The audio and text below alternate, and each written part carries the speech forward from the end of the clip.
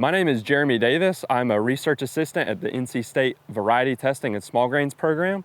One of the things I do as part of our program is I head up our drone implementation into our research and outreach.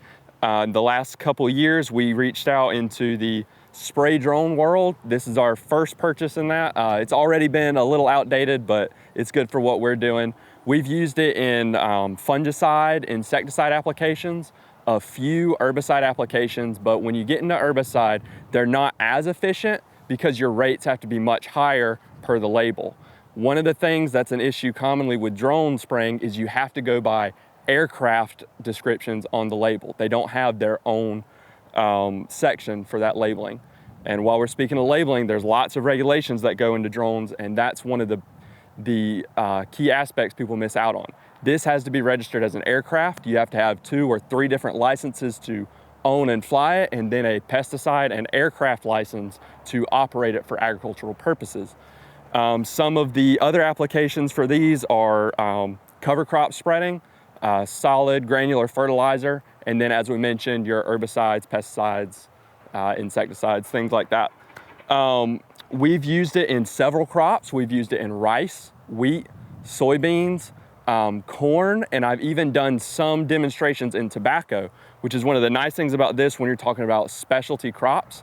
We flew this 10, 15 times over the same section of cigar wrapper tobacco and didn't damage a single leaf, maybe one small tear, and that was probably from some other testing we were doing. So they're really good on small plots. They're really good at accessing fields that ground rigs normally can't, and they're excellent at your timing. So getting into the field when it's too wet to get in with a ground rig, this is definitely the time for a spray drone to shine, because even a poor spray with perfect timing is going to beat a late spray no matter how good your application is. The drawbacks to these are your capacity. This is one of the larger capacity drones, and it holds about 10 gallons. When you're talking about 2 and 3 gallons per acre, it does a good job. Talking about 5 gallons, that's about the max for your efficient applications. But again, most herbicides, the low end for aerial applications is that 10-gallon mark. So it's definitely gonna have its uses in your high value crops, things like produce, tobacco.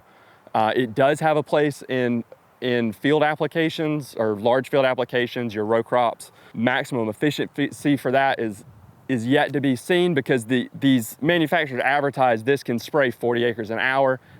Those numbers are typically skewed to flight time. When you have to land every few minutes and it takes 3 to 4 minutes to refill and get back in the air, you're really talking about half that to 20 to 30 acres, depending on that application rate. So again, it's a useful tool. We're looking at some research to what point should you get one, what point should you pay someone to fly it for you, and what point should you just stick to the equipment you've already got. Again, a lot of research to be done, business cases, efficiency, efficacy, but they show a lot of promise, and they've been an invaluable tool in our research program as it stands now. The actual operation of the drone, once you know what you're doing, is very easy. You draw your map on the controller, or you can walk it in the field, and then you put in your application rates, your speed, your spacing, anything like that you want to do. It folds up, unfolds pretty quickly, pretty easily.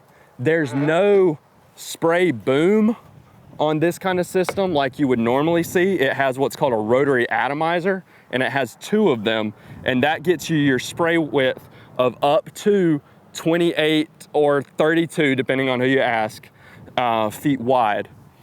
You can program your height, and it actually detects that as it goes. So if you have a higher canopy or a lower canopy, it'll automatically adjust to that. We are just going to hit start.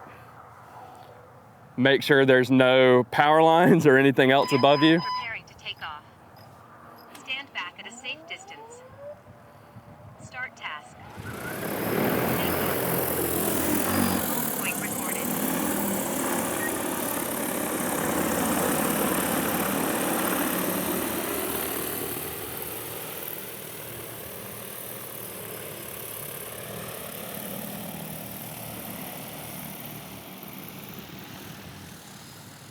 Right now it's at an 8-foot height Normally you do about 10 feet, but because of the higher than normal wind today, I put it a little lower, and that lets you deliver more droplets into the canopy.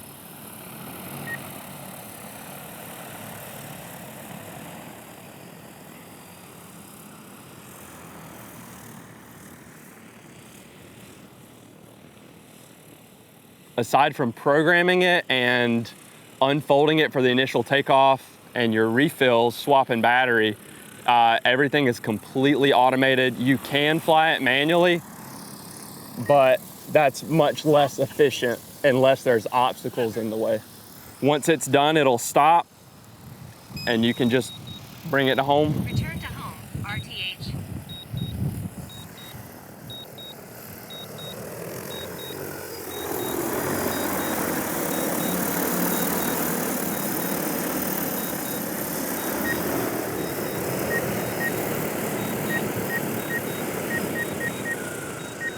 This specific model is the DJI Agris T40. They have the T50 now, and there's talks of a T60, but pretty much any spray drone this size operates the same way.